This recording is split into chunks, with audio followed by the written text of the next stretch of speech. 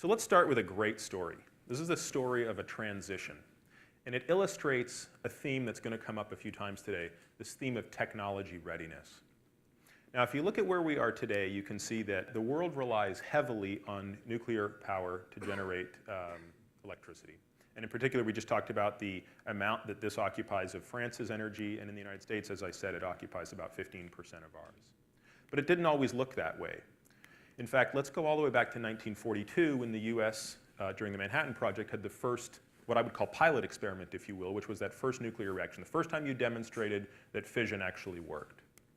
And we went from there to the first nuclear submarine, which was driven by the US Navy, the first small nuclear power plant, which was developed in the former Soviet Union in 1954, and in 1956, the first small commercial facility. By today's standards, this would be a minuscule facility, but nevertheless, it had all of the elements, technologically, economically, that would justify scaling this technology up to what it would eventually become.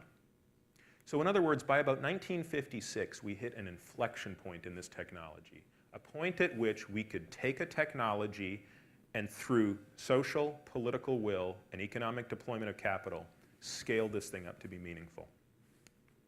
What we're going to talk about today is what the future looks like on the replacements for crude oil. Because I'm not here to tell you that crude oil is going to run out tomorrow. I'm not even here to tell you that oil production has peaked in the world. What I'm here to tell you about is that it's finite, and we do need to start thinking about what a transition looks like to renewable sources.